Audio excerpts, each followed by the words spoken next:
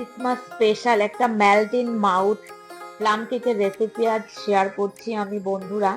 যা দেখতে যতটা দুর্দান্ত হয়েছে না, খেতে তার থেকেও বেশি লোভনীয় হয়েছে।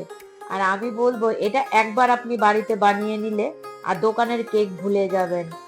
আর এটা আমি উইথ রিয়েল প্লাম ফ্রুট দিয়ে বানিয়েছি, with no sugar plum cake এটা। তাহলে স্কিপ না করে ফুল ভিডিওটা স্টেপ বাই স্টেপ দেখার অনুরোধ রইল। আর একটা পিস আপনাদেরকে দেখুন কেটে দেখাচ্ছি, ভেতরটাও কতটা ময়েস্ট এবং ফুললি কুকড হয়েছে, আর খেতে খুবই সুস্বাদু হয়েছে। স্টেপ বাই স্টেপ প্রত্যেকটা প্রসেস এভাবে যদি আপনারা বানান তাহলে আপনাদের তো এত দুর্দান্ত এবং টেস্টি হবে কেকটা। আর ঘরের কেউ আর বাইরের কেক পছন্দই করবে না এটা খাওয়ার পর।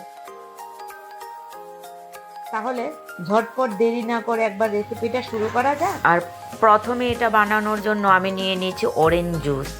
আর অরেঞ্জ জুসটা আমি প্যাকেটের অরেঞ্জ জুস ইউজ করেছি, ফ্রেশ অরেঞ্জ জুসটা আমি ইউজ করিনি, কারণ এইটাতে আমরা ড্রাই ফ্রুটসগুলো সোক করলে ওটা একটু তেতো হয়ে যেতে পারে, তাই প্যাকেটের অরেঞ্জ জুসটা আপনারাও ইউজ করার চেষ্টা করবেন।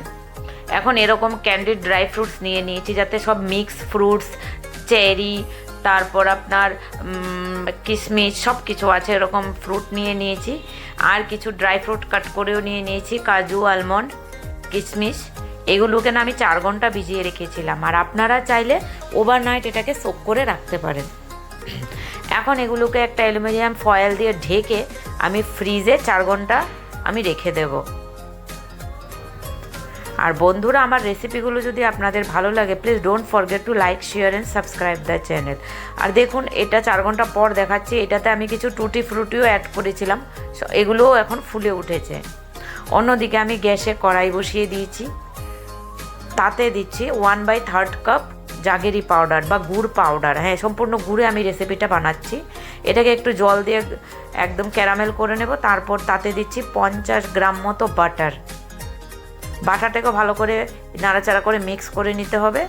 তারপর এখন এটাকে একটা বাটিতে ট্রান্সফার করে এটাকে সাইডে আমরা একটু ঠান্ডা হওয়ার জন্য রেখে দেব। আর অন্যদিকে আপনাদেরকে দেখাচ্ছি, আমি দেখুন এই প্লাম ফ্রুটগুলো আমি নিয়েছি, এগুলো দিয়ে আজকে কেকটা বানাবো আমি। এগুলোকে এখন আমি পাতলা পাতলা স্লাইস করে অ্যাপেলের মতো কেটে নেব। এটা দেখতে অ্যাপেলের মতো, কিন্তু এটা অ্যাপেল থেকে আর একটু ছোটো সাইজের হয়। আর সম্পূর্ণ এগলেস রেসিপি এবং গ্যাস ওভেনেই বানিয়েছি আমি, মাইক্রোওয়েভও তার জন্য ইউজ করিনি। একদম সিম্পল ওয়েতে সসপ্যানের মধ্যে এই টেস্টি দুর্দান্ত কেকটা আমি বানিয়েছি। ব্যাস, কাটা শেষ হয়ে গেল। এখন আমরা গুড়ের যে লিকুইডটা নিয়েছি ওটা নিয়ে নিচ্ছি। এখন তাতে একটা ছাঁকনি দিয়ে দিয়েছি, তাতে নিচ্ছি 1/2 কাপ মতো আমি নিয়ে নিয়েছি ময়দা। আর তার সঙ্গে দেব তার অর্ধেক দিয়ে দেব আটা। তারপর দিচ্ছি যতটা আটা নিয়েছি ততটা পরিমাণই, মানে 1/3 কাপ মতো পাউডার মিল্ক তাতে আমি অ্যাড করেছি। আর তারপর যাবে 1 চামচ মতো বেকিং পাউডার, 1/2 চামচ যাবে বেকিং সোডা, 1/2 চামচ যাচ্ছে সিনামন বা দারচিনি পাউডার। তারপর দিচ্ছি আমি আদার রস ইউজ করেছি, আপনারা চাইলে জিঞ্জার পাউডার তাতে ইউজ করতে পারেন। আর দেব জায়ফল পাউডার বা নাটমেগ পাউডার দিয়ে এগুলোকে একটু সিফট করে নেব, মানে চেলে নেব ভালো করে। ব্যাস, আমার ড্রাই ইনগ্রেডিয়েন্টস রেডি। এখন তাতে 2 থেকে 3 ফোঁটা দিয়ে দিচ্ছি ভ্যানিলা এসেন্স, দিয়ে ভালো করে এগুলোকে আমি মিক্স করে নেব। আর বন্ধুরা, আমার রেসিপিগুলো যদি আপনাদের ভালো লাগে, please don't forget to like, share and subscribe the channel. এখন দেখুন, আমার আরও লিকুইড দরকার হবে, তার জন্য আমি যে ড্রাই ফ্রুটগুলো অরেঞ্জ জুসে সোক করেছিলাম, এই জুসটা সহ ড্রাই ফ্রুটগুলো তাতে দিয়ে দিচ্ছি। উপর থেকে কোনো জল বা দুধ আমি তাতে ইউজ করিনি। বাস, এইভাবে এটাকে একটু মিক্স করে নিচ্ছি।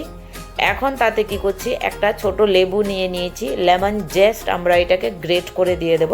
লেবুর যে সবুজ পার্টটা, সাদা পার্টটা কিন্তু দেবেন না, তাহলে তেতো হয়ে যাবে। তারপর নিয়ে নিচ্ছি একটা অরেঞ্জ, একটা কমলা লেবু নিয়ে নিচ্ছি, সেটাকেও এইভাবে তারও যে অরেঞ্জ পার্টটা হয় এভাবে গ্রেট করে দিয়ে দিচ্ছি। এখন তাতে দেব 2 চামচ মতো কনডেন্স মিল্ক, আর দিচ্ছি 1/3 টিস্পুন বলবো ভিনিগার, মানে সামান্য একটু, হাফ চামচ থেকেও কম একটু ভিনিগার দিয়ে এটাকে ভালো করে মিক্স করে নেব। এটা ফাইনাল আমাদের মিক্সিং হয়ে যাবে। ব্যাস দেখুন, এভাবে কনসিস্টেন্সিটা একটু খেয়াল রাখবেন, বেশি পাতলা হবে না, একটু গাঢ় টাইপের হবে। ব্যাস আমার মিক্সচারটা একদম রেডি হয়ে গেছে। এখন অন্যদিকে আমি একটা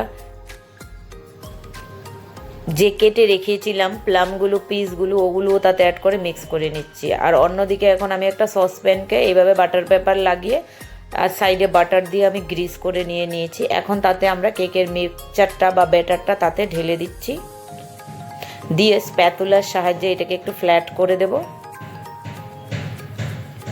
এখন কি করব, যে প্লামের সাইজগুলো রেখেছি কেটে টুকরোগুলো, ওগুলোকে এইভাবে গোল করে আমি উপর থেকে সাজিয়ে দিচ্ছি।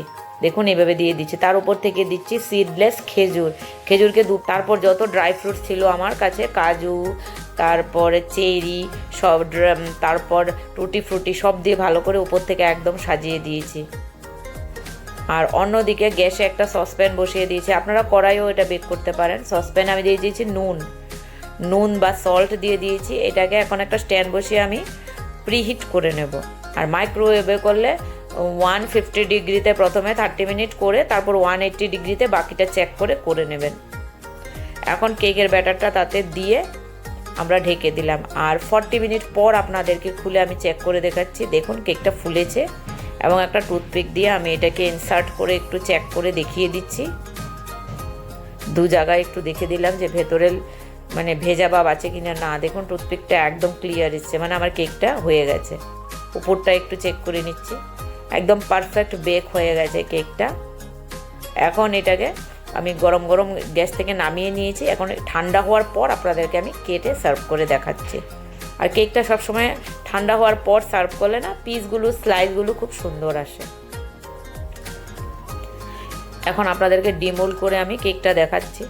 তাহলে বিশ্বাস করুন বন্ধুরা, ক্রিসমাসে এইভাবে রেসিপিটা একবার ট্রাই করুন এবং আমাকে কমেন্টে অবশ্যই জানাবেন আপনাদের কেমন লাগলো এই অসাধারণ কেকটা। আমার ঘরে তো এটা খুবই সবাই প্রশংসা করেছে খেয়ে।